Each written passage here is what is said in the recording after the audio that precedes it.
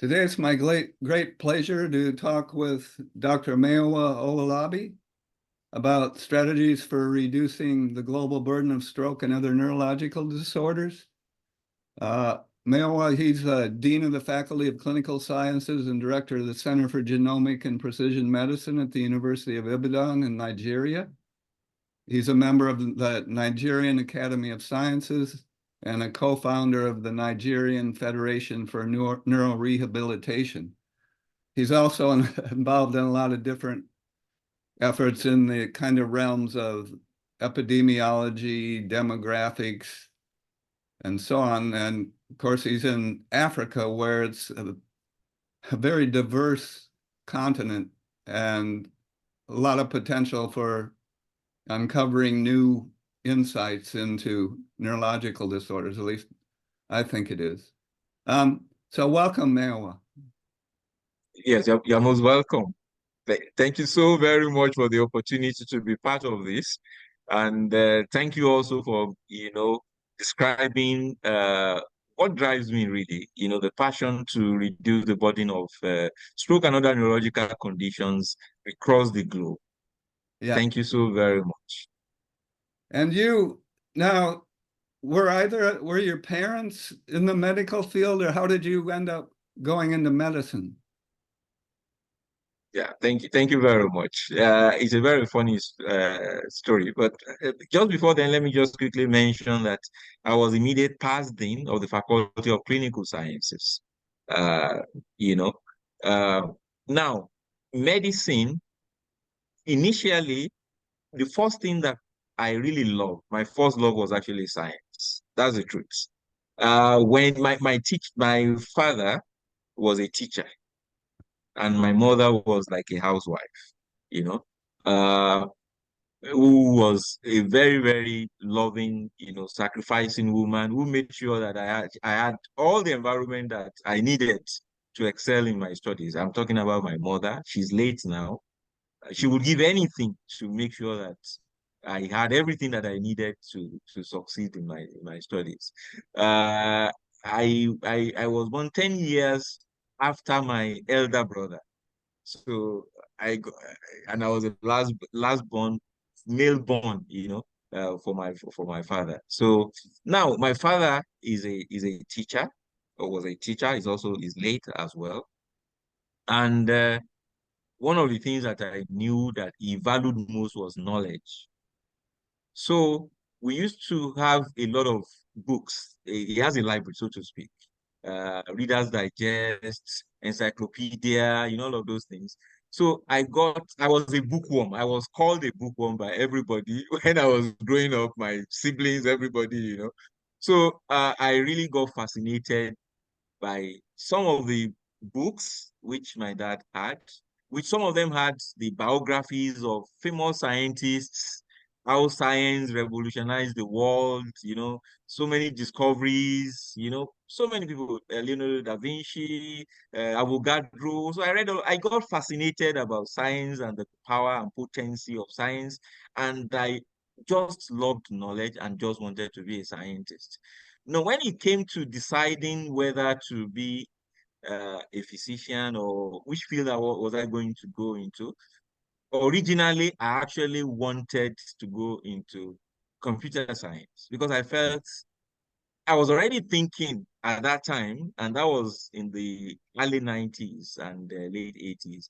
I was already thinking and dreaming about the wonders that computers can perform, including artificial intelligence, and I wanted to be part of it, you know.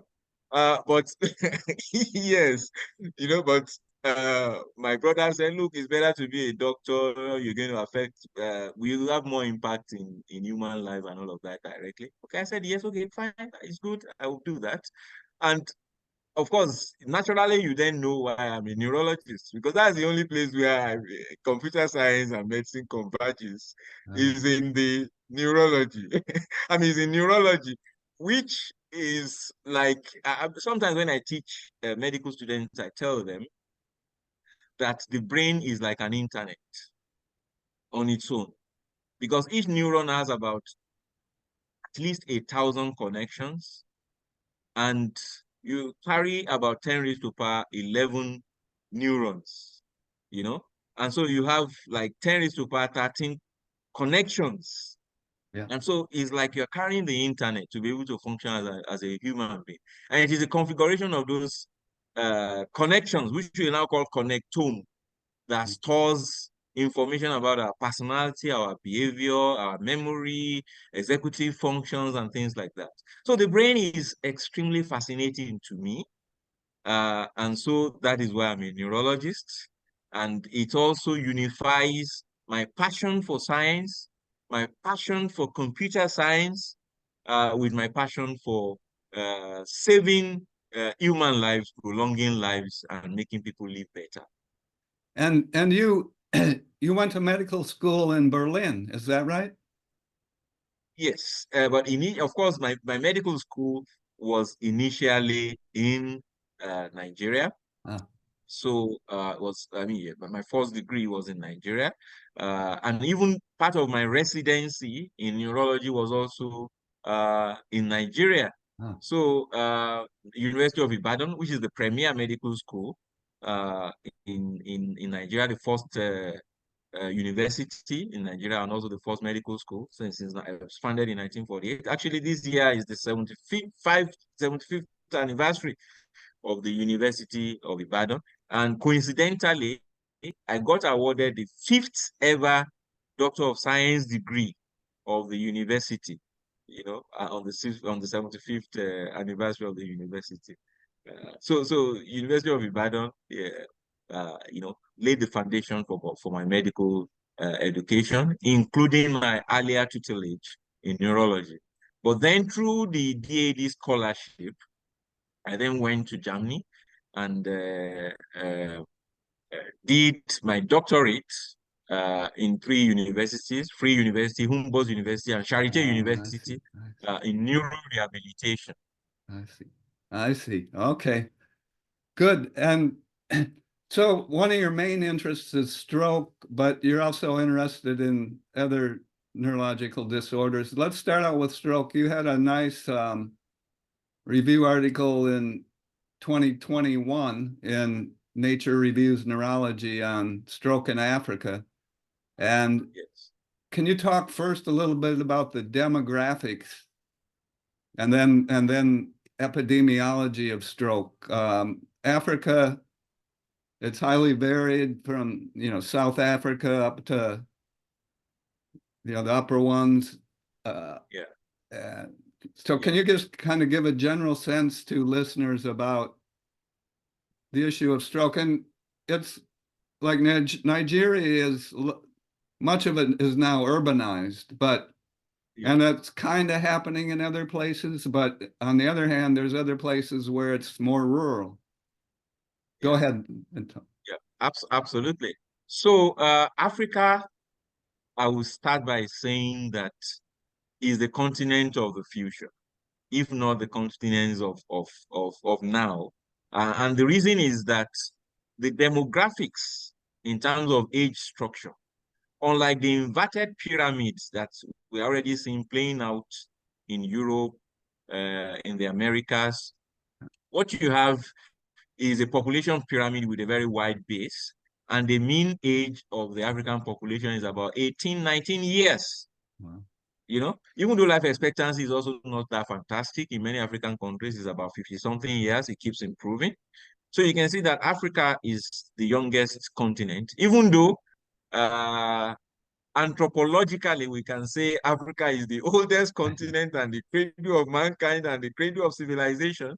But in terms of age structure, is the youngest continent. It has 54 countries and different regions: North Africa, Central Africa, East Africa, Southern Africa. A population of about 1.4 billion people.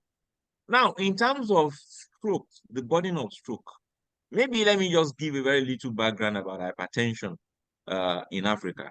1 out of every 2 adults in Africa, about 46% of the adult population in Africa, those who are older than 25 years, are hypertensive. Hmm. And that's using the 140/90 cutoff. And the alarming thing is that only 7% of these people are diagnosed on treatment are controlled.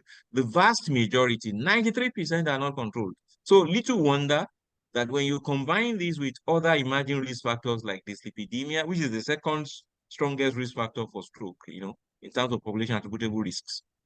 When you combine it with that, diabetes mellitus, obesity, sedentary lifestyle, and urbanization, and dietary lifestyle that is now tending towards westernized diets, a lot of salts, fast food and all of that, then you will not be surprised that Africa is perhaps the stroke capital of the world, with an incidence of as high as 316 per 100,000 population per year, which, when you look at that, gives the frequency of occurrence of stroke of about 6 episodes every minute.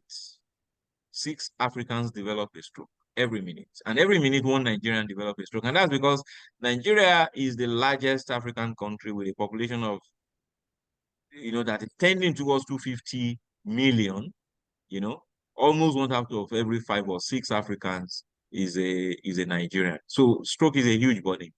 Now, the interesting part of that is that even though stroke appears to be more seen in urban regions, it's also a huge burden, even in rural regions. And in fact, when you just oppose this with epidemiological data from India, rural India has a very, very high burden of stroke. So it's not surprising that that is happening even in Africa.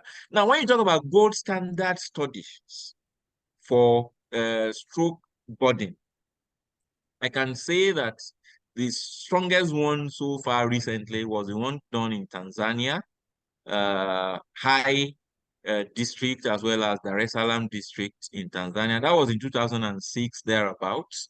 We are doing another one right now, funded by NIH. It's called the ARISE study. We're trying to move away from the traditional door-to-door survey to see whether we can use mobile health technology to make it easier, cheaper, and more efficient, to count strokes and document stroke. So that's still ongoing. So at the end of that, we should be able to give reliable data, valid data about this prevalence and incidence of stroke on the continent of Africa. So, but the burden is really very high. And one of the initial studies of stroke incidence was actually done in Ibadan, and that was by the late Benjamin Oshuntokun, who was also in my University of Ibadan, one of the pioneer neurologists there. And that was as far back as 1970s. That was when that was done, but we have a new one. Then in the Siren study, we're also able to characterize the topmost risk factors for stroke, and that's published in Lancet Global Health, the dominant risk factors for stroke on the African continent. So thank you very much. So the high incidence of stroke, both in rural and urban areas, that suggests some genetic component. There's some genetic factors contributing to this increase? Absolutely. Absolutely. We believe that there are genetic factors that predispose people of African ancestry to stroke. Because even in the United States, in the REGAL study, which looked at the interplay of race and geography on stroke, it was found that for the same level of blood pressure, African Americans were 3 times more likely to develop stroke. So it means that there is some genetic factors. There are some genetic factors that that are behind this, that underpins this. And in the Siren study, SIV's genomic study, actually we've also been looking at this, particularly for ischemic stroke. We've conducted the first genome-wide association study looking for the genetic risk of ischemic stroke. And we found some microRNAs, some intergenic RNAs, that might be responsible. This is likely to be published very soon. The paper just got accepted I think just last week in Genome Medicine. So it's going to be published very soon. And with a lot of functional annotations and functional implications. And of course, follow-on studies to unravel the transcriptomics and other omics to help us understand some of these genetic underpinnings of stroke in the African continent. But you know, one thing has been left behind, and that is the genetics of hemorrhagic stroke. Hemorrhagic stroke is 4 times more likely to occur in Africa than in other places. It constitutes about 33% of all strokes on the African continent, 33 to 40%, whereas it's only 10% or less in the US. So it's 4 times more likely to happen in Africa. And we are planning planning to apply for a grant to get this some work funded to explore the genetics of hemorrhagic stroke in people of African ancestry due And to its high heritability. Yeah. and then, but my understanding is, so stroke seems to be kind of fairly unique. For example, the incidence of cardiovascular disease and diabetes in the rural areas is less. Is that correct? Yes, less. 2 reasons why they are likely to be less. One, 2 reasons why they are likely to be less. One is diet. People in the rural area are not as exposed to Western diets. They still eat more of the natural food. And you know, one of the key things we found in the Siren study was that daily consumption of green leafy vegetables protects against stroke. And even recently, we also found that it actually protects against not just development of stroke, but also stroke severity and stroke fatality. And these are all published. The one about stroke fatality is published in Lancet Global Health, also another publication. The one about, and in fact, we found a dose-response relationship. The one about stroke severity is published in Journal of the American Heart Association, JAHA, you know. And then we also have another publication. We found that those who consume at least 12 servings of vegetable, green leafy vegetable every day are less likely to be found hypertensive. So those in the rural areas are more likely to, consume more green leafy vegetable, perhaps less of diet that has too much salt, too much red meat, and they are probably likely to be more active in terms of walking on the farm and things like that. So that may have some relatively protective effect than in the urban setting. So there's some genetic factor that somehow makes the blood vessels in the brain more vulnerable to hypertension than blood vessels, say, in the heart, because the people in the rural areas that have relatively low coronary, heart attack, right? But still, does that make sense? Okay, so basically, I would say that there are genetic factors that predispose to atherosclerosis in people of Black ancestry, people of African ancestry.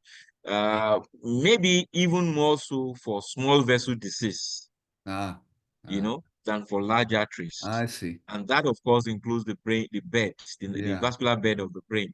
Another thing we found in a candidate gene study was that apolipoprotein 1, APOL1, was a risk factor for small vessel disease in people of African ancestry. We were the first to discover that, and it was later validated by in the COMPASS study by the Regards Group and some other people from the US. So apolipoprotein 1. So small vessel disease, there may be genetic predisposition for that to occur in the vascular bed of the brain, than in other places. Now, another thing is that stroke is more common. At least that's what we observe in the hospital setting. Stroke is more common than coronary artery disease generally in Africa, whether in the urban setting or in the rural setting. We find that stroke is more common than coronary artery disease. And you mentioned apolipoprotein 1. What about ApoE4, which is a risk factor for dementia? Is that yes? Yeah. Yeah. So ApoE4, we didn't really observe any relationship between that and stroke, but ApoE4 relationship has been observed between that and dementia. Yeah. But that relationship is modified by race and also by diet. Okay. Now, in your review article in Nature Reviews Neurology on stroke, you essentially list or propose what's kind of a working way to think of that. How do you reduce the burden of these diseases? So you have the four pillars of the stroke quadrangle. Yeah, Can you talk about that, those four pillars, absolutely. and how you're, for each one of those pillars, you're trying to use them to reduce the burden of stroke and other neurological disorders too.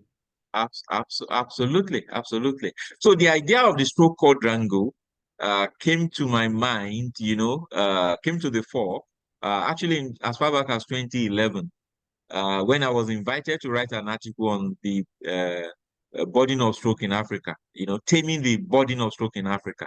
So, and I thought about it that, look, if we really want to reduce the burden of stroke, it's not just about staying in the hospital and taking care of acute care, of acute cases of stroke, because we will probably just be dealing with the tip of the iceberg. Because apart from the fact that it's very expensive to deal with acute stroke, and not many people are going to recover fully, only a very few lucky ones will recover fully, meaning they will still need rehabilitation to continue to recover and function optimally, which is the rehabilitation pillar. But the best bet might actually be to even prevent, particularly in a place like Africa. Prevention is by far better than cure, not only in the sense that the individual do not suffer disability, a lifelong challenge with functional restrictions and the participation restrictions and things like that, apart from catastrophic spending, and not being fully able to optimize or attain to their full potential in life as they would have loved to if they lose functions like speech, like mobility, and all of that. And that prevention will just be a very, very important pillar. But for us to really deal with prevention, you need surveillance, pillar, which helps you to understand the burden and the drivers of that burden, which you can target for prevention. And so I came up with these four pillars of the stroke quadrangle: surveillance pillar, surveillance and research, which helps you with the data that you need to even plan for prevention, plan for acute care, and plan for rehabilitation, and monitor the impact of your interventions at population and individual level. And then the prevention pillar, which is from primordial to primary prevention to secondary prevention in those who already have stroke. Primordial prevention is very important because if you really deal with lifestyle, political, legal, ethical, and anthropological factors, as well as socioeconomic factors, including urbanization, demographic factors, or some of those that we have discussed today, lifestyle factors, you're able to mitigate the burden of hypertension, dyslipidemia, and of course diabetes mellitus, and so on and so forth. You're able to deal with cigarette smoking. You're able to deal with alcohol consumption and many of those factors, obesity, and therefore you're able to reduce the burden of stroke. So prevention is very key. Acute care services, meaning recognizing stroke very quickly, taking that stroke patient to the right place on time, will reduce neuronal loss, reduce fatality, reduce complications, and improve the chances of survival and recovery, and of course rehabilitation. And I'm actually speaking from the first Center for Neurorehabilitation in East, West, and Central Africa, which is meant to say that people who have had stroke and other neurological conditions, they can still live a good life, they can still recover, and it's not like they've been sentenced to death and they can no longer function in society. No, they can still contribute to society. They can still function optimally. We can still give them hope. We can add not only years to their life, but life to their years and meaning to their life. So those are the four pillars. And if we're able to operationalize the four pillars of the stroke quadrangle, we are not only able to count stroke, so stroke is countable, and monitor the impact of our interventions. We are able to prevent stroke, so stroke is avoidable. And we are also able to deal with acute stroke. Stroke is treatable, ischemic stroke.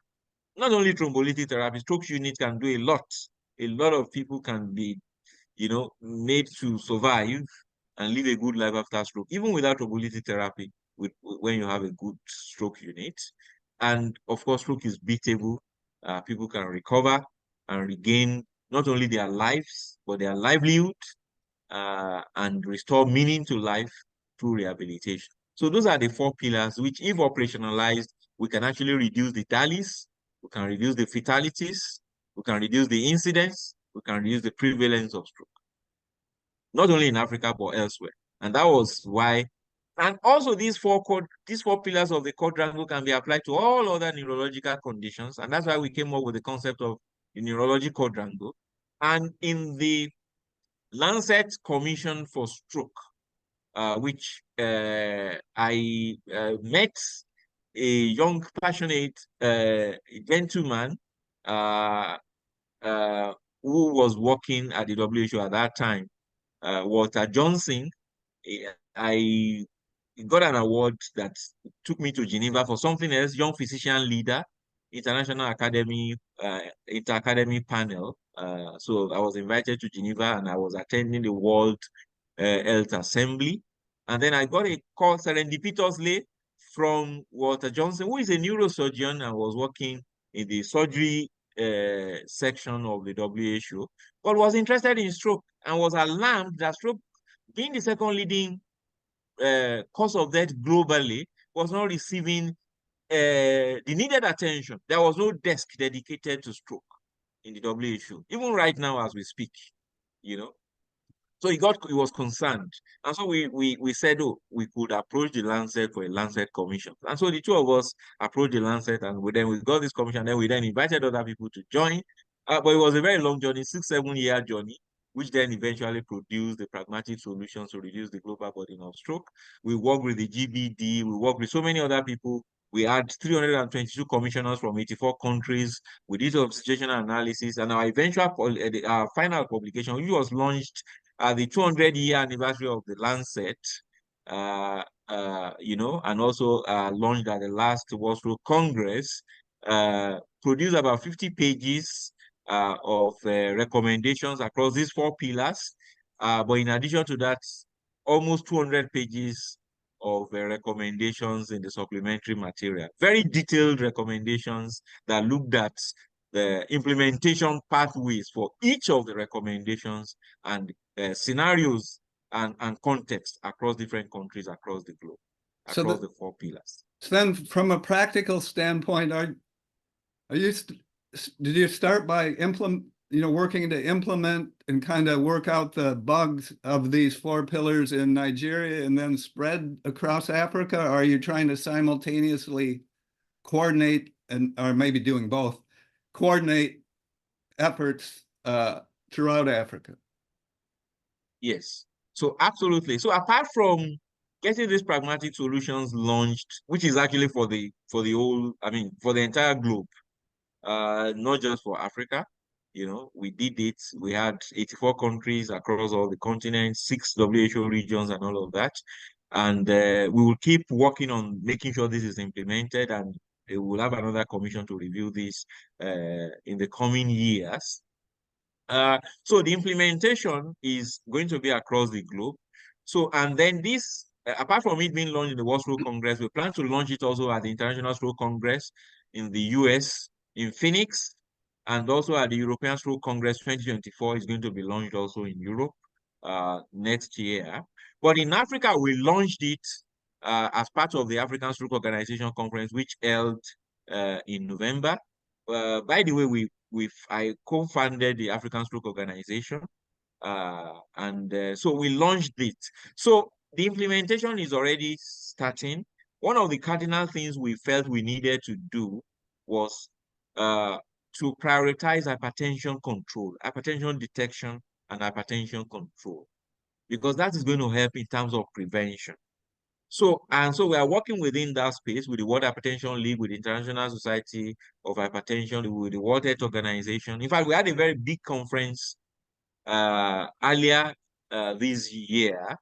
I think that was in July, which was attended by in person by the Honorable Minister of Health for Ghana, was part of the conference, and we had a communique, 12-point communique to help improve hypertension detection and control across Africa. So we believe that will go a very long way in terms of the prevention pillar. Now, for the acute care pillar, we had about 54 people, but we were able to take only about 25 people through a course on acute care for stroke, particularly ischemic stroke, thrombolytic therapy, and all that. We did that in partnership with the World Stroke Organization during the African Stroke Organization conference to train people on setting up acute care stroke units across different parts of Africa. And of course, another thing we've done for prevention, even though we are subjecting this to a rigorous clinical trial, is that our findings in Siren was developed into a mobile app such that within 2-3 minutes, individuals can tell their risk of developing a stroke, in the immediate period. Most stroke risk calculators will tell you in 10 years' time, this is your risk, or in 5 years' time, this is your risk. But what we've done is that we can tell you this is your immediate risk of developing stroke, which brings a sense of urgency.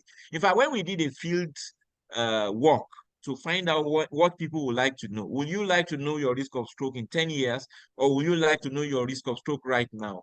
66% of people would like to know their risk of stroke right now, and only 7% would like to know their risk of stroke in 5 years, and only 2% would like to know their risk of stroke in 10 years. So people really would like to know their risk of stroke in the immediate period in order to act on it.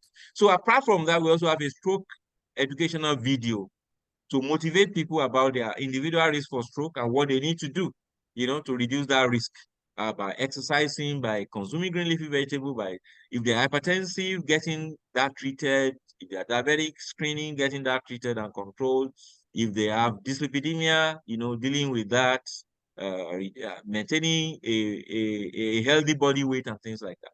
So those are things we are doing in terms of prevention.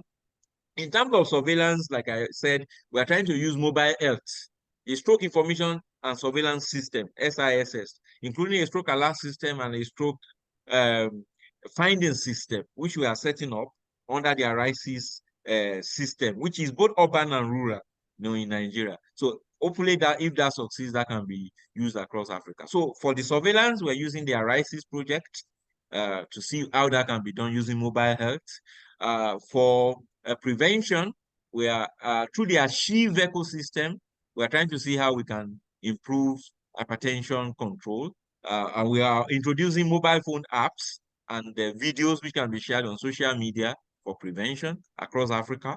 And in terms of acute care, we are training people to recognize stroke and be able to treat stroke. And of course, for rehabilitation, we have a model center for rehabilitation. And also later this year, November 3rd, 2nd, and 3rd, we conducted the 5th African Congress for Neuro Rehabilitation. And it was hybrid, and we had a lot of participants and speakers from across the globe. And many people, and it's a multidisciplinary organization that we've established in Africa with speech therapists, language therapists. Like today, I mentioned that one of my PhD supervisee or students, so to speak, just got back his PhD today, defended his PhD on stroke, on recovery of speech in those who are bilingual after a stroke. So it's multidisciplinary setting, getting people to have access to multidisciplinary rehabilitation services to help them improve. Speech and language therapy, cognitive and behavioral therapy, and things like that, apart from physiotherapy and neurological care. What is there a role for government policy? In the United States, as you know, smoking used to be much more prevalent than it is now, and the government made this big effort. They cracked down on the tobacco industry, and so smoking has gone down. But with some of the diet and lifestyle factors that increase risk for stroke, heart disease, like obesity, type 2 diabetes, there's no policy. So what our country is making the health of people throughout the world worse, right? Because what happened with smoking, so the tobacco industry started selling their tobacco to Asia, maybe Africa, probably too. Yes, you're absolutely right. And then it's the You're same. absolutely right. It's the same with fast food, right? McDonald's or Yeah. Yeah. these, and then what I really worry about is this now is getting transgenerational. There are a lot of Yeah. children. There are a lot of children with obesity. Yeah. Children. Yeah. And so one big problem is how do you get to the family level and educate the parents that, okay, you may not care so much about your health, but what about your kids? Maybe you should stop eating fast food and eat more vegetables and fruit and start exercising because your habits are very commonly adopted by your children. So we get it in this cycle where it's not getting any better. Yeah. You're absolutely right. You've nailed it, basically. I did a review article. I did an editorial, so to speak, for European Journal of Neurology on Norway. Norway Ah, they have a brain health policy, and they've been able to reduce the triple burden of dementia, stroke, and heart disease by government policy. And that's why government policy is really very important. Of course, we know government is going to work along with other stakeholders. So we talk about policy makers, we talk about patients, we talk about physicians, we talk about providers, that's other providers. We talk about the general populace, and we talk about implementation partners. So the 6 Ps. And I have these in most of my publications that try to advocate about this. Of course, many times as physicians, our audience and target audience is just physicians, which is only one of the P's, or our patients, which is just only one of the P's. yeah, We shouldn't forget about the patients. We shouldn't forget about the populace who are at risk. And virtually, 1 in 4 chances of developing a stroke, lifetime. 1 in 3 chances of developing a neurological condition, lifetime. So almost everybody is at risk. So everybody really is our that's right. target. That's right. And so that is why it's important to take a step backwards when it comes to primordial prevention. We usually look at hypertension, dyslipidemia, and all of that, obesity. But if you take a step backward, then you see that these are actually manifestations of some other problems. Some of them are political or policy issues. Some of them are maybe legal issues, like you just mentioned tobacco, alcohol, some of them maybe ethical, maybe anthropological, maybe social, economic, Yeah. and commercial. And so I coined this acronym, PLEASE acronym: political, legal, ethical, anthropological, which is cultural, because in some cultures, fast food may be something that, like in Africa, you won't believe it, that fast food is like a status symbol, for the Uh, rich, you know, which shouldn't be. And we find one very interesting association between income and stroke in Africa in the Syrian study. We found that families that earned between $100 to $250 per month were at a higher risk of stroke than those that earned less and those that earned more. Perhaps those that earned less were not going to patronize fast food joints. They can't afford it anyway. And those that earn more, maybe they are more educated and more conscious about their health. Maybe they are very rich and they really want to live very long and to enjoy their wealth. I'm just joking about that. So that's what we found. That kind of, shall we say, an N-shaped relationship between income and risk of stroke, whereby those who hang between that band were the higher risk. So there are commercial determinants of cardiovascular diseases. So much so that earlier this year, the Lancet came up with a series of articles on commercial determinants of health, and actually made a categorical statement that 1/3 of all global deaths are due to commercial determinants of health. And these are 3 or 4 industries that account for that: air pollution, which is from the fuel industry, then the food industry, and of course the tobacco and alcohol industry. And So well, they are, you mentioned air pollution, but the fossil fuel industry too. yeah, which is Absolutely. responsible for a lot of the air pollution and the CO2. Yeah. What, maybe we should talk a little bit about that. You know, the climate crisis. They just had this, it's silly, right? In Africa, in the country, oil producing country, they had this COP 28, Yeah. right? And Yeah. nothing's changing. They go and talk about it, but nothing's done. Even in the United States, the private industries in the United States are what's changing it. There are a lot of people putting up solar panels and so on and so on. But Yeah. there's some evidence that's coming out now that pollution may contribute to some cases of dementia, age-related dementia. Yeah. Uh, Yeah. yeah. Yeah. Absolutely. Not only dementia, even stroke. Air pollution is one of the risk factors for stroke. And interestingly, the place where the highest prevalence of stroke has been reported in Africa, to the best of my knowledge, is actually the Niger Delta region of Nigeria. 1416, 1,416 per 100,000 population, chances of having a stroke is in the Niger Delta region of Nigeria, where there is gas flaring, air pollution, So, and perhaps even water pollution from the oil industry. So, air pollution, gas flaring, those are things that need to be dealt with. I think a low-hanging fruit is actually gas flaring, because the gas can be converted to use for cooking, even for generating power, rather than gas flaring. That's a low-hanging fruit that can reduce air pollution. But air pollution from fossil fuel, absolutely. That's one of the risk factors for vascular inflammation, for stroke, and for dementia.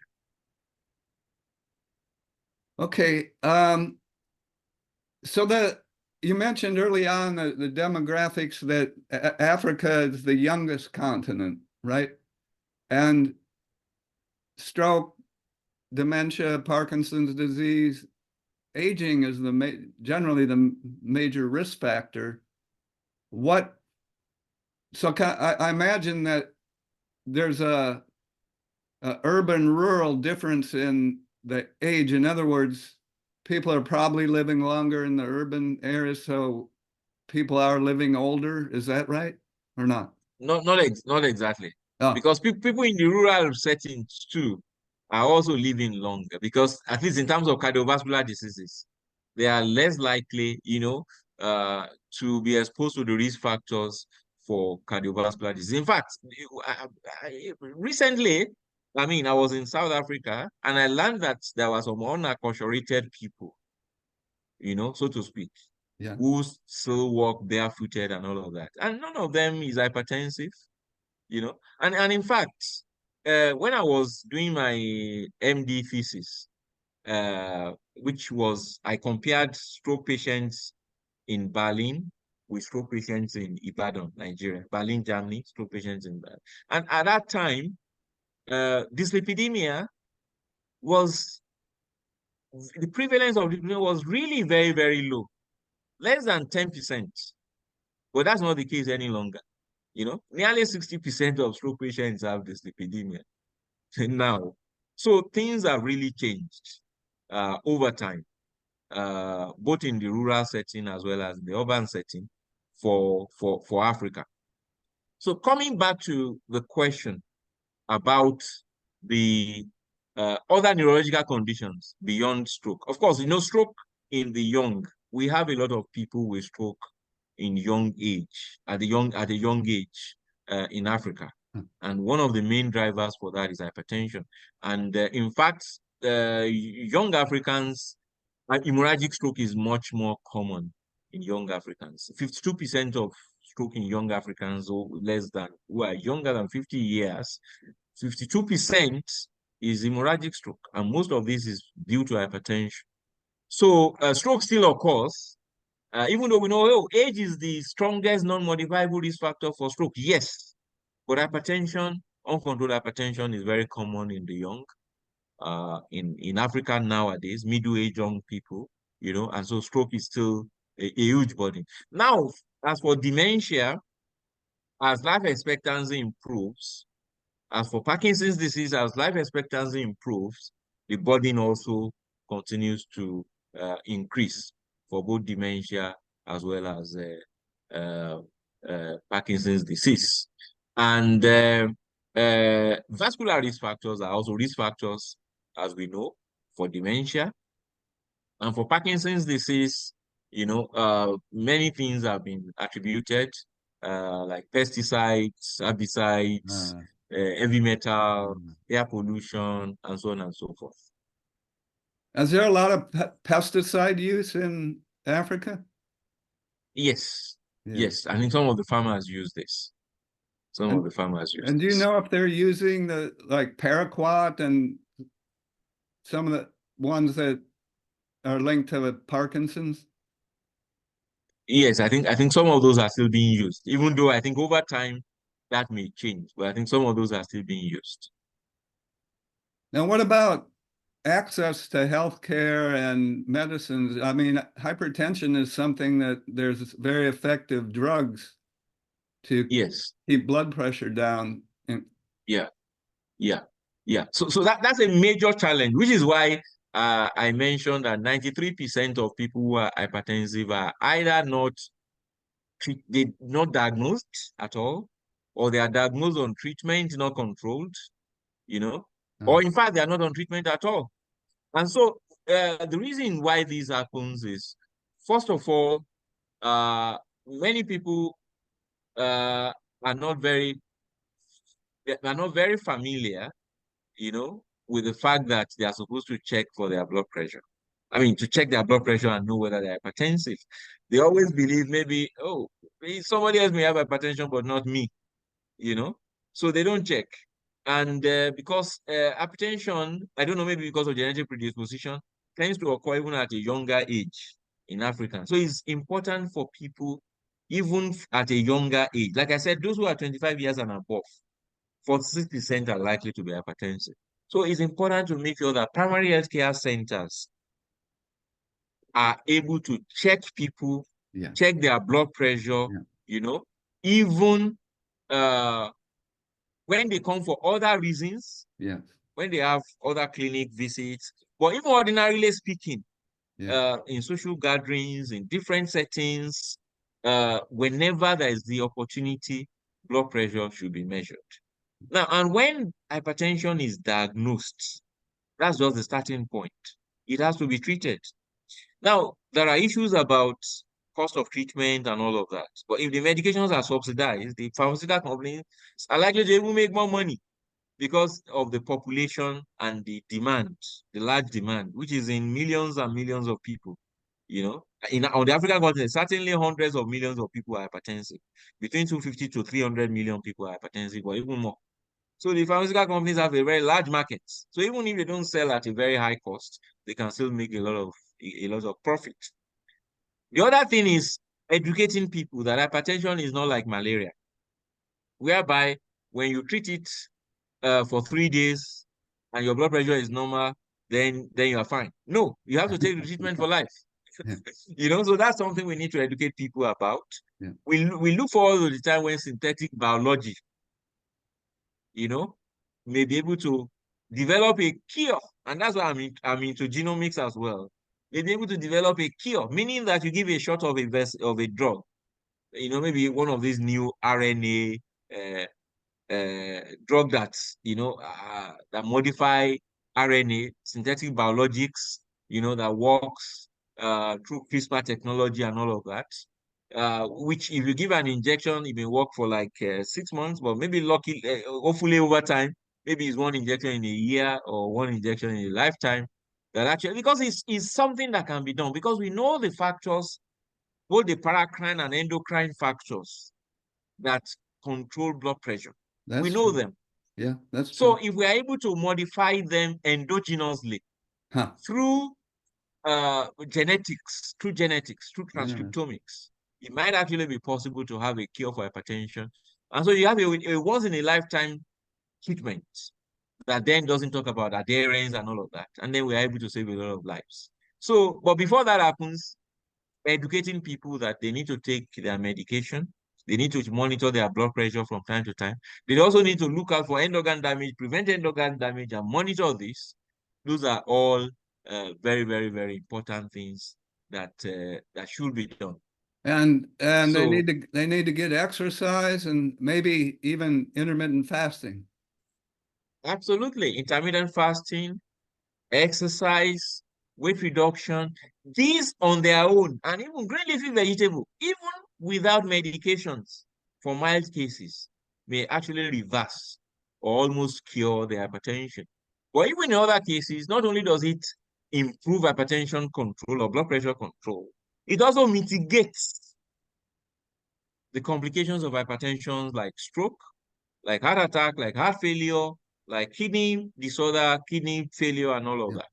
And of course, peripheral vascular disease and hypertensive retinopathy and dementia. You know, so as you know, I was talking to you before we started this a little bit about intermittent fasting. You said you do it Yes. and your experience is good. And we did all this work over the years, and there's a lot of clinical trials now going on in various things, actually including stroke. I think if you go on clinicaltrials.gov, there's at least one in Taiwan and one somewhere else. So prevention is got to be the key.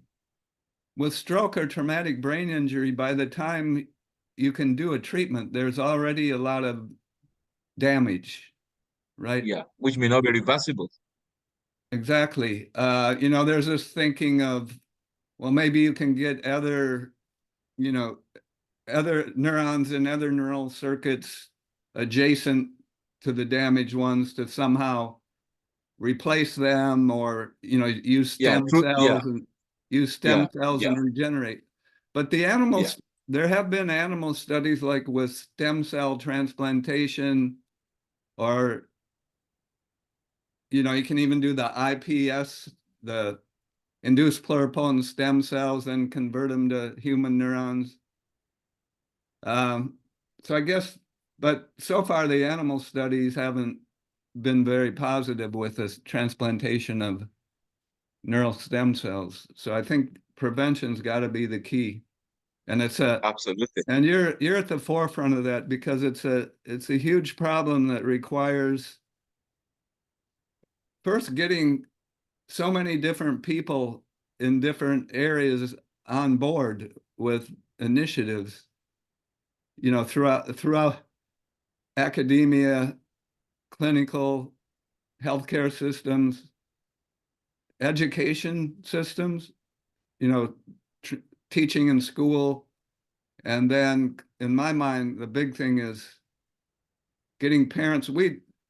There's a pediatrician up in New York who I mentioned childhood obesity is becoming a very big problem. And he found what he does is he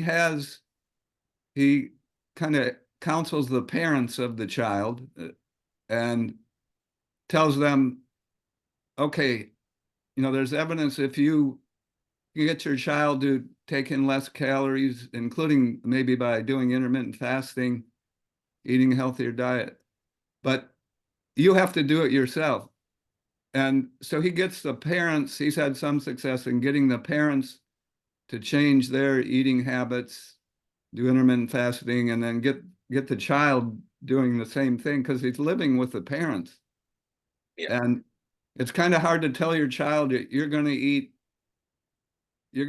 just eat vegetables and I'm going to eat Big Macs and French fries. yeah, And you sit yeah, down and you're eating all this junk food in there, yeah, right? yeah, So I think you got to get the parents as kind of a key thing. yeah. Absolutely. I think these are very, very important points you've made. And it actually works both ways. Role modeling by the parents, absolutely important, But the truth of the matter, and you mentioned the educational sector, which is also very, very important. And that's why I really love this Michi's theory, behavioral change wheel. I always use it in many of the things that I do. And itself is a synthesis of 19 other behavioral change theories, and it's multi-sectoral. So you really need to involve the schools. The curriculum must talk about health, must talk about healthy diet, and the pupils must then become change agents when they get to their homes. They can also change, they can also convert their parents, so that's, so it can work both ways. Yeah, So that's true. yes, for the parents to help with childhood obesity, role modeling is very important.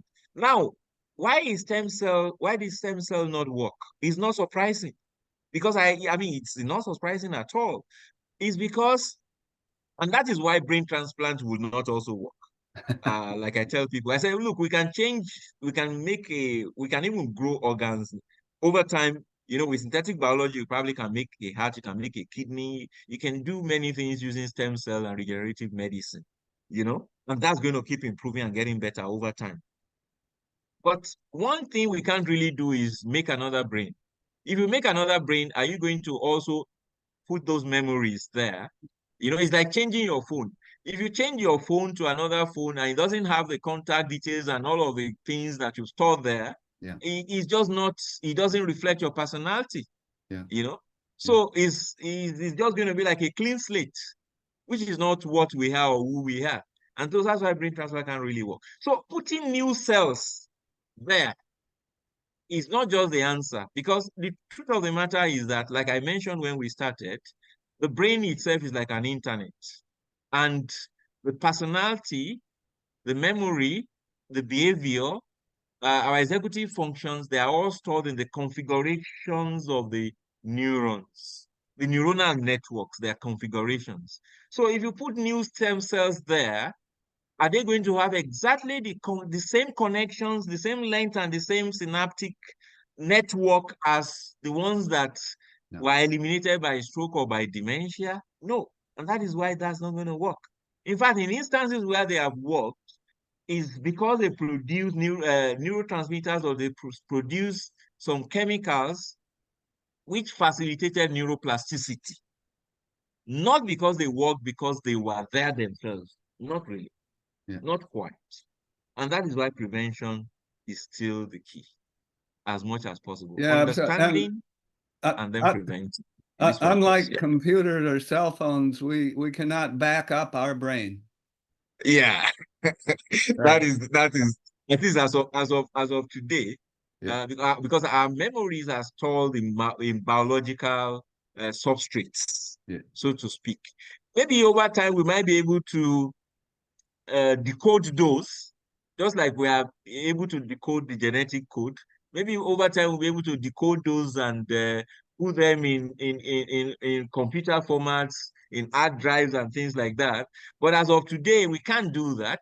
Not even in a static format, not to talk about in a video format that takes the trajectory of evolution from even in utero life to Well, our current we life. we can't even establish. We don't even know where one single memory exactly, is it in a specific place, or is it in more than Yeah, one place, or is it a yeah, combination of yeah, yeah, activity and more than we? It's amazing. We there. Well, we've learned a lot about the brain. Some of the key things that enable us to do what we're doing now, yeah, we don't understand yet. yeah, absolutely. So, and that is a challenge to us. I mentioned my interest in computer, and you know, mentioned that where I found an intersection, a melting pot, a confluence of my interest in computer science, in science itself, and of course in medicine, is in neurology. So, and basically, a challenge to all of us scientists or neuroscientists is that maybe we should look at, I know it looks utopian, but like I gave some lectures recently and I was telling people that it also used esoteric, it would have looked esoteric or utopian if 200 years ago, 2 centuries ago, instead of saying I want to sail to America, I say I want to fly to America and I'm going to be there in 14 hours. People will say, well, maybe you need the skills of witchcraft, But today we won't say you need witchcraft, you need aircraft, and you will be there. So we can dare to think, we can dare to dream that at some point we will be able to have memories. You know, we will be able to Yeah, understand memory more. We'll be able to see whether we can at least some snippets of memories of individuals. We can find a way of storing those. Imagine if we had that for Albert Einstein, you know, or for Newton, you know, or for Thomas Edison. You understand what I mean? yeah, Or for Michelangelo, or for Leonardo da Vinci. And we'll be able to study how their brain works, you know, or even for Stephen Hawkins. yeah, And one thing that has fascinated me recently, which I've been writing on, is the concept of supermentia. You know, we are and that's a terminology I actually coined. I coined the terminology supermentia. You know, as physicians, we are preoccupied with disease states. And so we study dementia, we study the risk factors, we try to mitigate it, even though we still can't really treat dementia, you know. We also don't focus on eumentia and the supermentia, which is at the other tail of the Gaussian curve. I've mentioned a few people we can say, are they superhumans? You know, how were they able to achieve what they achieved? How did their brain actually work? How did their brain process information? And can we train other people to process information that way? And those prodigious people, uh, how can we have more of them? And how can we use this prodigy, this ingenuity to see how we can? I know there are brain-computer interfaces. Can it evolve to a situation whereby we're able to download memories or information from the brain, you know, and store them and reproduce them? Maybe at that point in time, it may even be possible that instead of someone, I'm just joking, maybe thinking loudly, maybe also being esoteric or being utopian. Maybe instead of going to a university to spend 6 years, we could as well just use the memories of someone who has just graduated and put it in the person who is just coming in, and then he knows everything that other person knows and has all of those experiences. Well, yeah. that's not happening now. That may not happen, I don't know, maybe in the next decade, but maybe sometime it will happen. Yeah, have you done Chat GPT yet? Have you tried the Chat Yes, GPT? I have, but not extensively. Not extensively. So I know about generative AIs, you know, and all of that. You know, Over time, for us, for people like you and I, uh, who spend a lot of time, we're very curious and we like to learn new things and try to come up with new ideas all the time.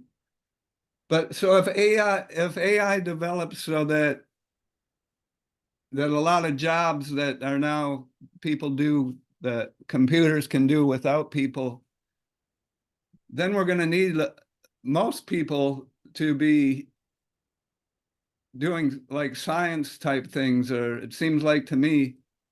Uh, and there's kind of what's the psychological effect, right? Of yeah, this change. It'll be interesting to see what happens. It's moving pretty quickly. absolutely. AI is actually very transformative and is moving very, very quickly. And in fact, that's why I came up with the concept of supermentia, that if we can produce uh, computers, non-humans, you know, or humanoid entities that can outperform man in certain skills. For instance, analyzing big data, Yeah, there's no way you can do that without computers, no, without supercomputers. You can't analyze, I mean, all these GWAS and all the other things with whole genome sequencing and analyzing the data.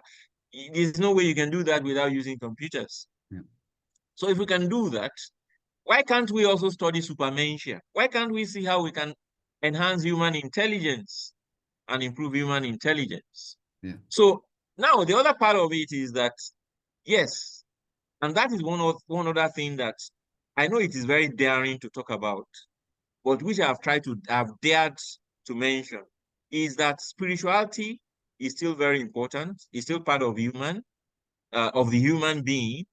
I know it's a neglected area, it's a controversial area, is an area that is not properly defined and sometimes confused with religiosity, occultism, and so many other things. But it's certainly an area we will need to explore. And it's an area that is definitely lacking, even in AI systems, Yeah. because they really don't have a soul. They don't And recognize essentially some accidents do occur. what Some you're accidents saying do is occur. uh, Yeah, creativity and imagination is yeah, kind of the absolutely. yeah. So AI entities do not really recognize humans, and there have been mistakes whereby they mistook a human being for a box, and and they just treated that human being as a box, and there was a fatal injury occurring in industry. So some of those things AI will never, I don't think they will ever, AI systems will never have a soul or be spiritual or, or be self-purpose driven, so to speak. It's still going to be it's still going to be garbage in, garbage out.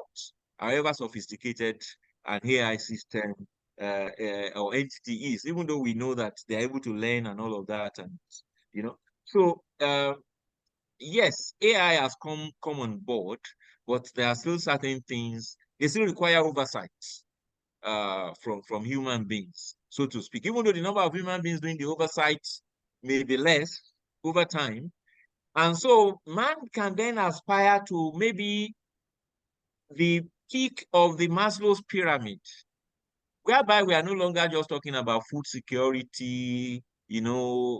esteem needs, self-esteem needs, but now we are talking about the transcendental nature of man.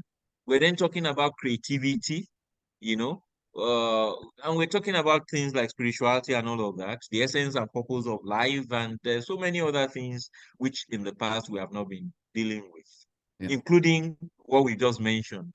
Maybe creating another Matt who thinks like you, cloning. I'm just joking, or creating another Albert Einstein or Stephen Hawking, or those kind of things. I don't know if my wife would like that. To have another one of you, or whether you like to have another one of your wife that is exactly like Yeah, that. that's Or with time, maybe one will be able to say, oh, prenatally, this is the kind of baby that I want, with this kind of intelligence, with this kind of flair, with this kind of height or skin color, yeah, it's going to get there. I know that ethics is going to help, and that's why we need to really move forward in yeah, that's terms of true. ethics. Be That's able true.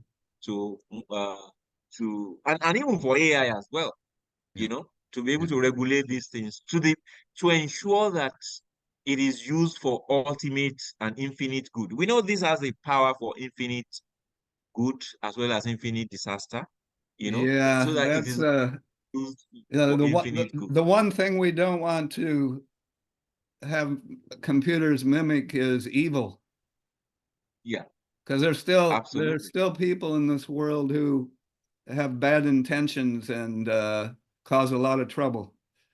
So, Yeah, yeah. yeah, absolutely. Okay, Mayowa, I know you're a lot more busy than me. I retired from the NIH a few years ago, and so I'm doing this and writing books. Actually, there's another book that came out. It's called Sculptor and Destroyer. Yeah, I'll looks send you interesting. this too. It's uh Absolutely. it's about Yeah. glutamate. Oh, you just mentioned it, that in neuromodulation we need to be careful how we deal with glutamate. Yep, yep, yep. Absolutely. Okay, Absolutely. have a good holiday season. Thanks for taking the time.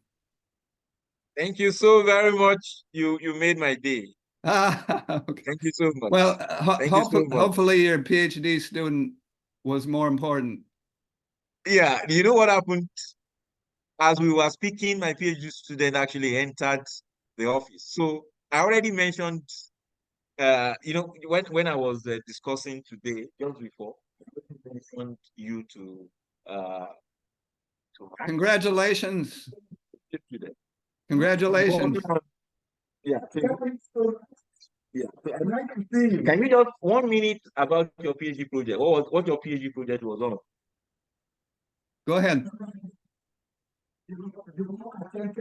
A chronological description of the speech pattern of a typical bilingual speaker in a Yoruba English speaking setting, like we have in the Southwest. Yeah. And we adopted University College Hospital Ibadan, and with the noble effort from Professor Owolabi, we were able to scale through the ethical procedure to recruit a number of patients. We were able to get like 12, and those 12 were able to meet with all the necessary criteria we set out, and were able to profile their speech pattern. And so we came up with a lot of interesting patterns, like we were able to do a phonological analysis, giving us about 3 to 16 processes in all. So we're able to categorize all of that based on the different appearance, patterns, and symptoms that came up in their speech pattern.